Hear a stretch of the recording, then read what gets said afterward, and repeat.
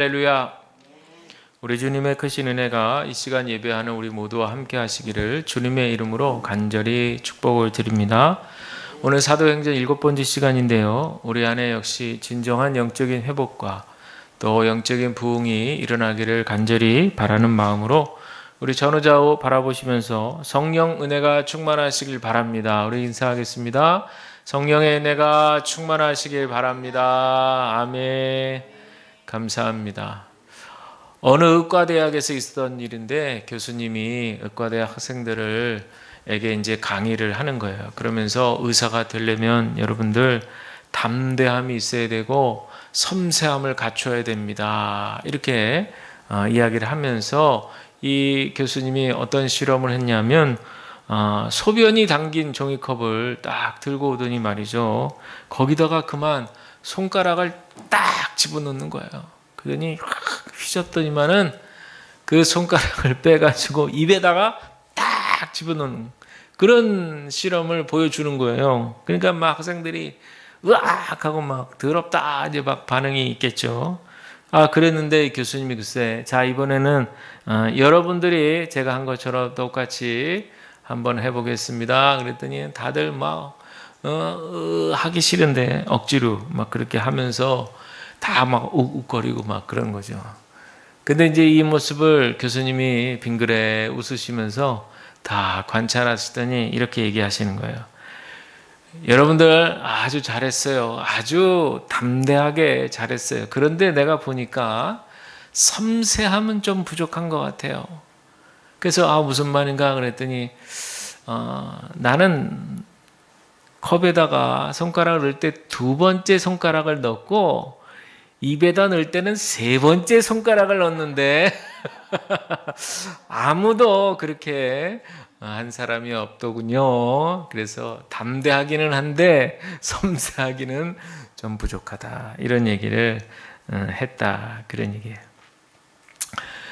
우리가 걷지 못한 안진뱅이를 고친 그 사건을 보았는데 베드로가 그 이후에 설교를 했는데 글쎄 성인 남자만 5,000명이나 되는 사람들이 다 은혜를 받았어요. 그랬더니 종교 지도자들 유대인들이 이 베드로와 요한을 이상하게 생각하고 감옥에 가두게 되었고, 오늘은 또 공회를 소집해 가지고요, 그 사내들인 공회의 그 회원들 많은 종교 지도자들이죠, 다 소집을 하고 해가지고 지금 베드로와 요한을 신문하는 그런 장면이에요. 그래서 그 회원 중에는 뭐 대제사장, 서기관, 뭐 그 성전을 맡아서 관리하는 사람들, 또 사두개인들, 뭐 이런 사람들이 당대 하여튼 최고의 종교의 권위자들이죠. 권력자들이에요. 지도자들이 모여가지고 베드로와 요한을 막 그냥 세워놓고 막 그냥 신문을 막 하는 거죠. 니네들이, 우리 지난번에도 보았지만 니네들이 무슨 자격이 있어가지고 그런 일을 막 저지르느냐 막 이러면서 아주 죄를 하여튼 찾아내려고 그렇게 합니다. 그런데 그런 아주 그냥 위압적이죠. 고압적인 그런 분위기인데도 베드로는 성령이 충만했다고 그랬어요. 그래가지고 예수 그리스도의 그분의 이름과 부활을 그 자리에서도 증언했습니다.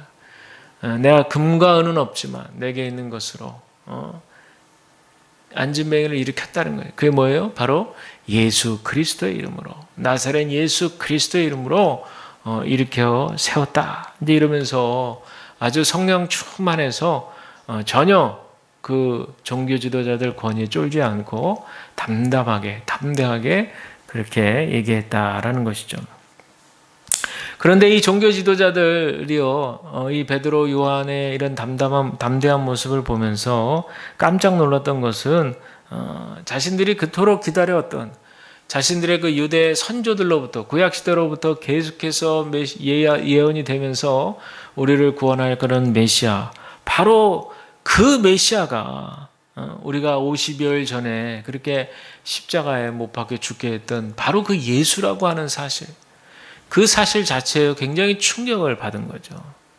왜냐하면 이 사람들은 종교인들이고 종교 지도자들이었기 때문에 굉장히 중첩되는 부분이 있잖아요. 자신들이 그토록 기다렸던 대상을 모르고 자신들이 50여일 전에 그렇게 십자가의 중죄인으로 쳐가지고 죽였다. 그러니까 이게 뭔가 장인애들의 그 종교적인 양심 속에서도 이거는 상당히 좀 개운하지 않는 그런 문제인 거거든요. 더불어서 더 놀란 것은 오늘 13절 한번 보시면 그들이 베드로와 요한이 담대하게 말함을 보고 그들을 본래 학문 없는 범인으로 알았다가 이상히 여기며 그랬거든요. 사실 우리가 잘 아는 대로 베드로나 요한이나 다 고기 잡는 어부였지 그들이 뭐 학문적으로 뭐 이렇게 출중하고 율법을 잘 알고 가르치고 교사였고 이런 역할이 아니었잖아요. 그런데 그렇게 학문적으로 지식적으로 율법에 관해서는 정말 부족함이 없다고 느껴지는 그 지도자들 앞에서 어떻게 그렇게 담대하게 얘기를 했냐 이거야. 어떻게 그렇게 떨지도 않고 눈 똑바로 쳐다보면서 말이죠. 어떻게 그렇게 얘기할 수 있었느냐. 그런 것들이 너무 의아했던 것이죠. 여기서 이제 담대했다. 이 담대함이라고 하는 단어가 사도행전에 한 12번 정도 나온다고 하는데 이게 거침없다는 얘기거든요. 아주 확신에 차다. 그런 얘기예요. 담력 있다. 이제 이런 뜻이거든요. 그러니까 한번 우리가 상상해 보건대 베드로가 얼마나 얼굴에 확신이 차가지고 예수 그리스도에 대해서 난다고 하는 긴다고 하는 날고 기는 그 종교 지도자들 앞에서 그렇게 얘기했다는 것이 참 상상만 해도 굉장히 신비롭다. 그런 생각이 저는 드는 거예요. 또 하나는 여기서 범인이란 말은 이제 평범한 사람이죠. 뭐 특별히 잘난 거 없고 그저 평범한 사람, 전문가가 아니라는 얘기죠. 근데 지금 그 앞에는 전문가들이 질비한 거예요. 랍비들, 뭐 율법학자들, 종교 지도자, 뭐 제사장, 뭐 할 것 없이 그 앞에 있는 사람들은 율법에 관해서는 하여튼 전문가들, 율법 박사들이죠. 율법 박사들. 다들 박사학위자들, 우리로 지금 박사학위 소지자들이 거기 딱 서 있는 건데 그 앞에서 말이죠. 그 앞에서 담대하게 그렇게 예수를 전했다라고 하는 것이 그들이 볼 때 상당히 의아스러웠던 일이었습니다. 그런데 이 사람들이요 13절 뒤에 보니까 하나 깨달은 점이 있어요. 그게 뭐냐 보니까 또 전에 예수와 함께 있던 줄을 알고 이렇게 나와요. 그러니까 다른 점이 하나 있는 거예요. 다른 점이. 바로 저자들은 예수님과 동거동락하면서 그렇죠? 한 3년 반의 시간을 같이 밥도 먹고 함께 또 쉬기도 하고 활동도 하고 뭐 하여튼 아침부터 눈 뜨면 밤에 잠들기 전까지 계속 숙식 같이 활동을 했던 거예요. 단체 활동을. 그 시간이 하루 이틀도 아니고 3년 이상이나 그렇게 같이 시간을 보냈던 거잖아요. 우리도 그렇잖아요. 뭔가 이렇게 좀 신뢰해야 될 대상이 있을 때 아직은 좀 미심쩍어. 근데 뭔가 좀 신뢰를 해야 될까 말까 막 이러는데 그 사람이 보니까 아주 사람들이 다 존경스러워하고 저명하다고 생각하는 사람과 잘 아는 사람이다. 이게 만약에 드러나면은 그러면 뭐 믿을 수 있지. 뭐 이런 거 있잖아요, 우리에게도. 그런 거예요, 그런 거. 강한 신뢰감이죠. 강한 신뢰감. 자, 그리고 또 한 가지는 지금 이 공회에 소집됐을 때 바로 이 베드로 요한 옆에 누가 있냐면 바로 그 기적으로 일어났던 평생 걷지 못했던 그 전직 안진뱅이죠. 그 전직 안진뱅이가 지금 바로 그 옆에 딱 이렇게 앉아 있는 게 아니라 서 있는 거예요. 서 있어. 그러니까 이런 모든 정황과 상황들이 말이죠. 종교 지도자들이 그렇게 함부로 판단하거나 자기네들 유리한 쪽으로 판결을 할 수가 없었던 거예요. 그런데 지금 몹시도 이 사람들은 자존심이 상하죠. 백성들은 우리들을 존경해 줘야 되는데 이거 보니까 분위기가 예수의 추종자들, 예수의 제자들이 자꾸 저렇게 엄한 일, 자기네들 편에서 보면 엄한 일들이 자꾸 일어나고 막 그러니까 사람들이 다 그쪽으로 막 신뢰하고 막 존경하고 막 그런 거죠. 그러니까 이거 자칫 잘못했다가는 우리가 가지고 있는 이 기득권, 이거는 놓으면 안 된다. 그런데 이걸 지금 위태로울 것 같은 막 그런 분위기인 거예요. 그러니까 이 분위기를 어떻게 하면 그냥 확 좀 바꿔야 되는데 쉽게 말해서 여론몰이를 좀 해가지고 바꿔야 되는데 우리도 그런 거 하잖아요. 보면은 정치나 보면은 여론몰이 확 해가지고 말이죠. 우리한테 막 불리한 소식이 있으면 여론몰이 해가지고 확 그냥 다른 쪽으로 사람들의 시선을 바꾸게 한다든지 뭐 이런 거 다 지금이나 예나 똑같아요. 그러니까 지금 이 사람들은 그런 조바심이 있는 거예요. 아우, 빨리 저 백성들, 군중들의 시선을 다시금 좀 우리 편을 좋은 시선이 될 수 있도록 해야 되는데.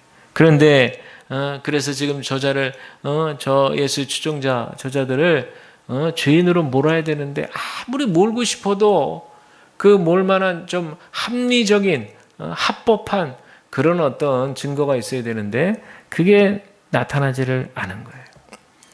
자, 그래서 16절, 17절 보니까 이렇게 나오는데 우리 두 절은 다 같이 한번 읽어볼까요? 시작.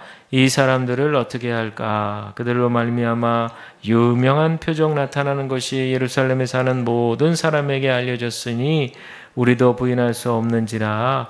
이것이 민간에 더 퍼지지 못하게 그들을 위협하여 이후에는 이 이름으로 아무에게도 말하지 말게 하자 하고. 그래도 자존심은 못 버리는 거예요. 야, 우리가 좋아. 여기서 뭐 어떤 큰 재판, 판결은 못 내드리더라도 위협은 줘야 되지 않겠냐? 위협은. 그러니까 다시는 그 예수의 옛자도 못 꺼내게 하자 말이죠. 여기서 아예 사람들 앞에서 확답을 짓게 하자는 거예요. 그래도 이제 그 정도는 해야 우리가 그래도 체면이 있지. 이대로 그냥 꼬리 팍 내리고 말이죠. 이렇게 재판을 끝낼 수는 없다. 지금 이제 그들의 입장인 거예요. 그래서 예수의 예자도 꺼내지 말게 이제 그렇게 하려고 하는데 저자들은 죄가 없단 말이에요. 죄가 없고 잘못이 없고 말이죠. 그러니까 풀어주긴 풀어줘야겠는데 이후에는 예수의 예자도 꺼내지 못하게 하는 그런 어떤 권세자들의 모습을 보게 됩니다. 우리도 부인할 수 없다 이렇게 했으면은 우리도 예수가 이 땅을 구원할 메시아로 오셨다 이렇게 인정을 하고 우리가 그를 몰라보고 십자가에 못 박혀 죽었다 이렇게 백성들 앞에서 인정을 하고 말이죠. 그때 50여일 전의 판단은 우리가 잘못한 판단입니다. 이러면서 여러분 앞에 용서를 구합니다. 이렇게 그렇게 했으면은 정말 멋진 종교 지도자들일 거예요. 그런데 일관적으로 그들은 모르쇠 하는 거죠. 모르쇠로 일관하는 겁니다. 지금 바로 옆에 안진뱅이 고쳐져서 일어나 있고 이렇게 명백한 증거가 있는데도 불구하고 인정하지 않는 거예요. 앞서 말씀드린 대로 그것은 바로 기득권과 체면, 바로 그거죠. 자기들의 체면, 실추된 체면, 그거 하나 자기네들은 유지하려고 하는 아주 옹색한 그런 모습을 보여주고 있습니다. 저는 이런 모습을 이렇게 성경 읽으면서 묵상하고 생각하면서 그 시대나 지금 우리 시대나 다를 바가 없다 그런 생각이 들어요. 왜 지금 우리가 살고 있는 이 시대가 이렇게 따뜻하지 못하고 행복하지 못할까? 저는 오늘 본문에 나오는 이 종교 지도자들의 이 오만한 태도, 또 자신들의 권리만을 독식하려는 이런 죄악적인 모습이 지금 우리 살고 있는 이 사회에도 여전히 있다고 봅니다. 특별히 이 땅에 많은 교회들이 있는데 이 교회들이 우리 예수님의 삶을 본받아서 마음껏 내어주고 퍼주고 이럴 수 있어야 되는데 그렇지 않은 모습들도 간혹 있어서 그래서 좀 안타까울 때가 많이 있어요. 또 세상의 모습은 더 할 나위가 없죠. 세상 모습은 더 눈살 찌푸리는 모습들이 또 충격적인 그런 뉴스들이 너무 많이 있습니다. 우리 잘 아시는 대로 최근에 있었던 일, 얼마 전에 있었던 일이지만 그런 학교의 선생님들이 한두 분도 아니고 여러 분들이 그렇게 목숨을 잃게 되는 그런 어처구니 없는 일들이 일어나는 거죠. 거기에는 무엇 때문에 그래요? 그 뒤에는 어떤 사회적인 지위를 가지고 교사를 압박하는 그런 어떤 부모들의 모습이 있습니다.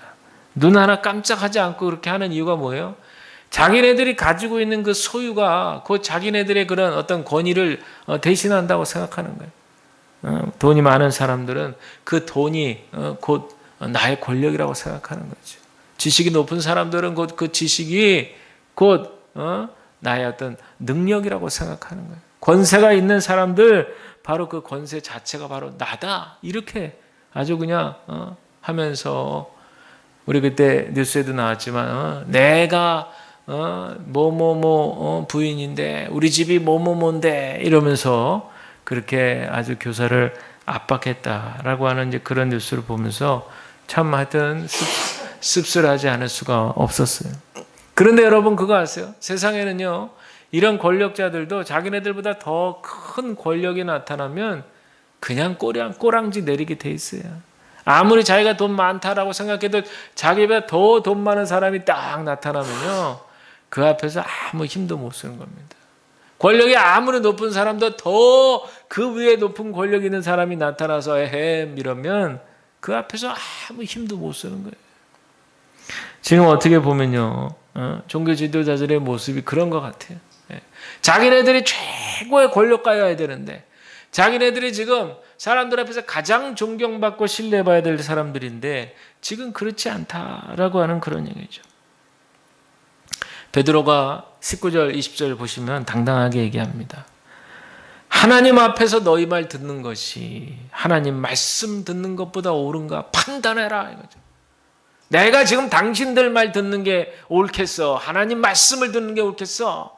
지금 저 식으로 얘기하면 이건 지금 성경이 너무 부드럽게 표현되어 있어요. 그런 거죠. 베드로와 요한의 이런 담담한 모습, 너무나도 통쾌하다는 그런 생각을 제가 해보게 됩니다. 예수의 자도 꺼내지 말라는 그 압박에, 그 압력에 맞서서 당신들의 그 말은 하나님 말씀이 아니다, 이렇게 아주 그냥 딱 당당하게 이해하는 거죠. 그 권력 앞에 절대 굴욕당하지 않고 그 앞에서 오히려 아주 그냥 당당하게 그렇게 예수 그리스도를 전하고 하나님의 말씀의 확신을 전하는 베드로의 요한을 보게 됩니다. 그래서 이 모습을 보면서 지금 베드로와 요한의 마음은 어떨까를 생각해 봐요. 그들의 마음은 어떨까요? 지금 뭐 사람들한테 인정을 받든 안 받든, 뭐 처벌을 받든 안 받든, 뭐 어떻게 되든 안 되든 전혀 지금 타격감이 없어. 타격이 없어. 어떤 일이 벌어져도 지금 베드로 요한은 타격이 없어요. 일도 영향을 미치지 않습니다. 그저 성령께서 인도하시는 대로, 그들의 심령 가운데 성령께서 강권하는 대로 그렇게 입술을 벌려서 담대하게 하나님 아들 예수 그리스도를 그 앞에서 전하고 있습니다. 저는 오늘 본문의 말씀을 이렇게 묵상하면서 우리 현대에 살고 있는 우리에게 어떤 부분들이 적용이 될까를 생각해 봤어요. 지금 우리가 이렇게 비슷한 재판정에 서 있는 것도 아니고, 또 우리가 예수 믿는 것 때문에 박해나 핍박이 있는 시대를 우리가 살고 있는 것도 아니잖아요. 전반적으로 이 사도행전의 말씀이 복음을 전하고 거기에 따른 핍박과 박해, 이런 이야기들이 참 많이 나오는데, 이 사도행전의 말씀이 우리에게 어떤 의미가 줄 수 있는가, 그런 생각을 제가 한번 해보았어요. 그러면서 오늘 서두에 드린 예화의 말씀을 생각해 봤어요. 지금 우리가 처한 이 시대는 끊임없이 보이지 않는 어떤 그런 압박 속에서 용기와 담대함이 요구되어지는 그런 시대라, 이렇게 보여주는 거예요. 지금 우리가 살고 있는 시대는 외부적으로는 박해와 핍박이 없다 할지라도 눈에 보이지 않는 여러 가지 우리를 혼란스럽게 만드는 가치관들이 우리를 공격해 오고 있다는 거예요. 그래서 어쩌면 이 시대에 우리에게 더욱더 용기와 담대함이 필요한 시대라고 보여지고 세심한 주의가 필요한 시대다, 이렇게 보여집니다. 언제 어느 때 사단 마귀가 우리를 여러 가지 가치관들을 통해서 우리를 걸려 넘어지게 그렇게 공격해 올지 몰라요. 요즘 시대는 워낙 이 오감, 보고 듣고 만지고 뭐 이렇게 냄새 맡고 이런 것들이, 자극적인 것들이 너무 많은 시대잖아요. 그런 것들로 인해서 우리가 현혹되고 유혹되는 그런 시대 속에 살고 있다는 거예요. 그래서 우리가 더욱더 영적으로 깨어서 말씀과 기도 가운데 하나님 앞에 더 가까이 나아가야 될 줄로 믿습니다. 저는 올해 사도행전 말씀을 전하면서 기도하는 것이, 하나님, 우리 각자의 영혼이 회복되게 하여 주시옵소서. 성령께서 인도하셔서 우리 각자의 영혼이 먼저 회복되게 하옵시고 우리 심령의 부흥이 일어날 수 있도록 인도하여 주시옵소서.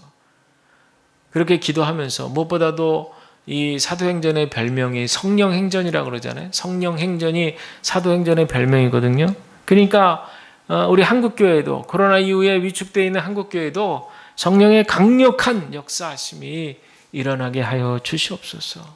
푹 가라앉아 있던 우리의 심령이 성령께서 인도하셔서 우리 주양교회와 우리 온 성도들 가운데 함께하기를 간절히 기대하고 기도하며 소망하게 됩니다. 여러분, 이것이 중요합니다. 우리가 사도행전 말씀 읽어 나갈 때 우리 마음에 성령을 기대하는 마음이 중요해요.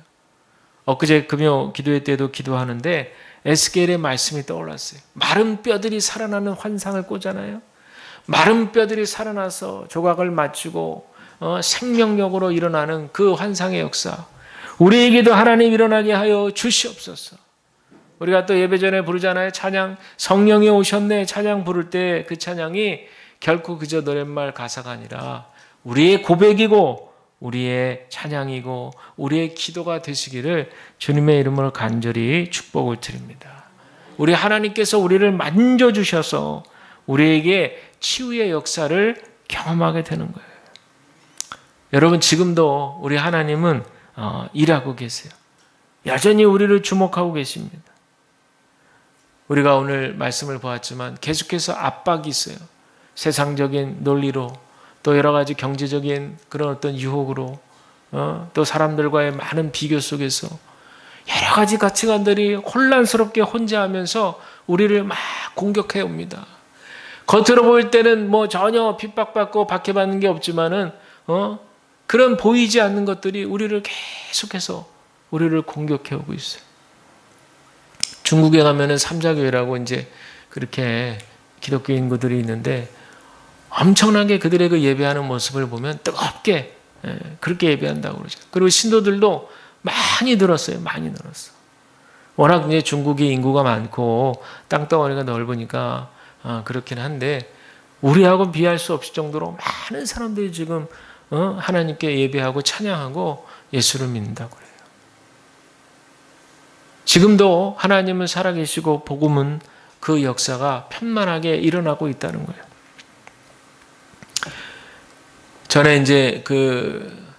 전에 있었던 교회에 소속된 목사님이 이제 우리 교단에 선교국 총무도 하시고 그랬던 분인데 이제 그 역할도 이제 다 끝나고 이제 그래서 지금은 연세가 66세. 그러면 이제 보통 66세면 이제 은퇴할 나이잖아요. 이제 정리할 때죠. 이제 그 은퇴할 나이인데 이분이 보니까 글쎄 남은 인생을 하나님 복음을 전하면서 살겠다 이러면서 몽골로 선교사 심사를 우리 교단에서 받고 파송을 그렇게 하게 됐다는 거예요.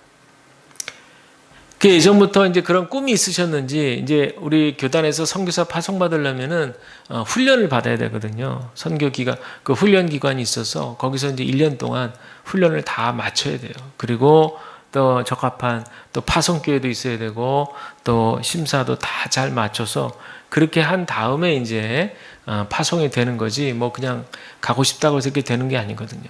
근데 아마 이분이 예전부터 그런 꿈이 있으셨는지 다 미리미리 훈련도 받아 놓으셨고 그리고 파송교회도 큰 교회 어떻게 잘 돼가지고 거기서 파송도 되고 해가지고 글쎄 몽골로 그렇게 가게 된다는 거예요.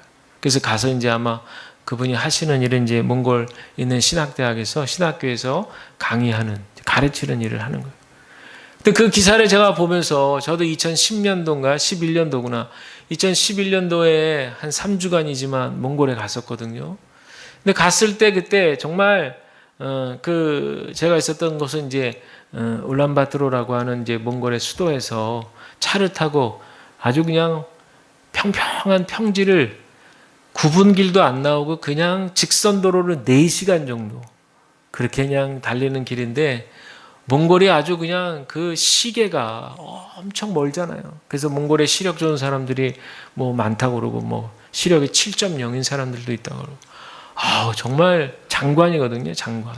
그냥 그 길 따라 쭉 한 4시간 그렇게 가면 이제 항구 도시가 나오는데 그게 이제 제2의 도시라고 제가 이제 거기 다르항 이제 일하는 제2도시에 베이스 캠프를 치고 이제 거기서 3주간 있었는데, 그때 이제 하루 코스가 그중에 이제 조별로 나눠가지고 이제 시골, 거기서부터 또 차를 타고 아주 시골, 그 안에 들어가니까 정말 여기에 무슨 교회가 있을까 싶을 정도의 위치에 교회가, 자그마한 교회가 있고, 거기에 또 사람들이 모이고 말이죠. 한 뭐 10분 정도 그렇게 계시는데, 거기서 저도 이제 강의를 좀 했었거든요. 통역과 같이 이렇게 서서 같이 했는데, 그분들의 그 눈망울이 잊을 수가 없어요. 잊을 수가 없어. 얼마나 막 배우고 싶어하는 그런 눈망울이에요. 아주 은혜를 사모하는. 그래서 그때 제가 이제 묵상에 대해서 강의를 이렇게 했었는데, 저도 너무 은혜가 됐고, 그분들도 참 은혜가 되었다는 이제 그런, 그때 그 추억이 그 기사를 보면서 떠오르게 되더라고요. 그래서 언젠가 한번 또 가서, 이렇게 빚진 자의 인생인데 또 언젠가 한번 기회가 된다면 가서 또 좀 이렇게 말씀을 전하고 싶다, 이제 그런 생각을 제가 이렇게 하고 있었는데, 아는 목사님이, 아주 모르는 분도 아니고 그래도 아는 분인데, 그분이 그렇게 남은 여생을 거기 가 계신다 그러니까 굉장히 좀 반갑기도 하고, 어쨌든 이렇게 하나님의 복음의 역사는 지금도 결단하고 있는, 헌신하고 있는 분들을 통해서 이렇게 계속해서 이어져 가고 있구나, 그런 생각을 했어요. 지금 세상은 계속해서 우리를 복음 앞에 바로 서지 못하도록 여러 가지 유혹 속에서 우리를 굴복하게 만들려고 얼마나 사단 마귀가 우리를 많이 공격해 오는지 몰라요.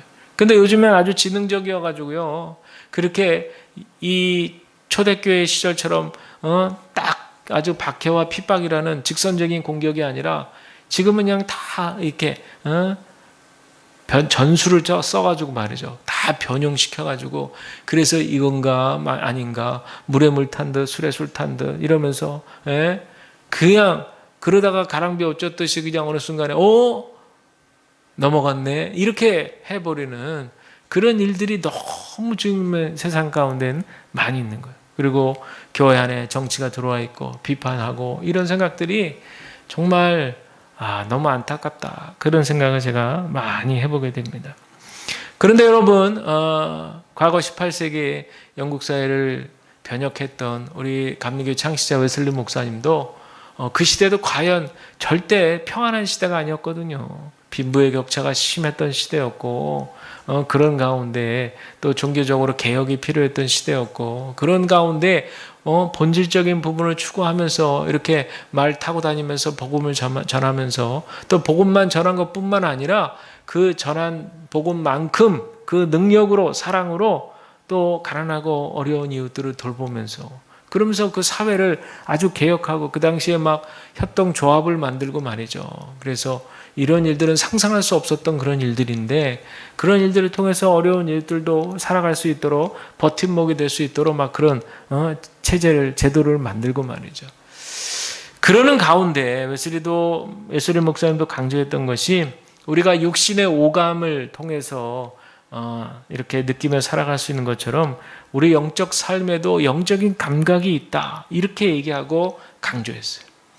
그래서 성령께서 역사하시면 우리의 영적인 감각이 열린단 말이에요. 그러면 어떻게 되느냐? 하나님의 세계를 알게 된다는 거예요. 이게 중요한 거예요. 이게 하늘의 신령한 기쁨이, 말로만 들었던 하늘의 신령한 기쁨을 직접 체험하고 맛볼 수 있게 된다는 거예요. 시편 34편 8절에 우리가 잘 아시는 말씀이죠. 너희는 여호와의 선하심을 맛보아할지어다. 그에게 피하는 자는 복이 있도다, 그랬잖아요. 하나님의 선하심을 맛을 보는 거예요. 맛을 봐서 안다는 거예요. 여러분, 사과 이렇게 있는데 그냥 이렇게 보면 빨갛다, 맛있어 보이네, 이거 하고 한 입 탁 베어 물었는데 거기서 그냥 과즙이 나오고 말이죠. 정말 맛있네, 이거 하고는 벌써 얘기가 다른 거예요. 우리가 하나님의 선하심 늘 듣잖아요. 하나님은 좋으신 분이고 선하신 분인데, 영적인 감각이 열릴 때 성령이 역사하셔서요, 우리의 영적인 감각이 열릴 때, 그때 그 하나님의 선하심, 들었던 하나님의 선하심을 직접 맛보는 역사를 경험하게 된다는 사실. 저 여러분들이 이런 은혜가 있기를 간절히 축원합니다. 또 우리의 영적 눈이 열려서 주님을 보게 해달라. 이런 말씀도 있잖아요. 영적인, 우리가 뭐 지금 안 보여요? 다 보이는데. 그런데 육적 눈 말고 영적인 눈이 열리라. 성령이 역사하셔서 영적인 눈이 열리면 그전에는 말씀을 보더라도 읽더라도 뭐 그냥 아는 거지. 전혀 감흥이 없어. 그런데 영적인 눈이 열려서 읽다 보면 하면서 그 작은 글자가 확 크게 보이는 거예요. 그리고 그냥 막 깨닫게 되고 말이죠. 하나님의 세계는 이런 거구나. 하나님의 마음은 이런 거구나. 그러면서 막 성령께서 부어주시는 그런 은혜를 깨닫게 된다는 거예요. 여러분, 지금 우리가 얼마나 좋은 세상, 편리한 세상, 첨단 과학 문명의 시대 속에 살고 있어요? 그런데 여러분, 그런 좋은 세상인데 점점점 과학이 발달하니까 뭐라 그래요? 이제 더 이상 우리에게 신은 필요 없다. 이렇게 외치잖아요, 사람들이. 여러분, 이런 시대 속에 우리가 신앙을 유지한다는 것이 어떤 의미인가? 이런 시대 속에서 우리의 믿음을 지켜간다고 하는 것이 무엇인가? 바로 오늘 베드로와 요한의 모습을 기억하시기를 바랍니다. 자, 그렇다면 오늘 결론적으로 이 말씀 우리 한 주간 어떻게 적용하며 살아가야 될까요? 이것은 로마서 12장 1절과 2절 말씀인데 우리 한번 찾아보겠습니다. 로마서 12장 우리 1절과 2절 찾으셔서 우리 다 같이 우리 함께 합독하도록 하겠습니다. 시작.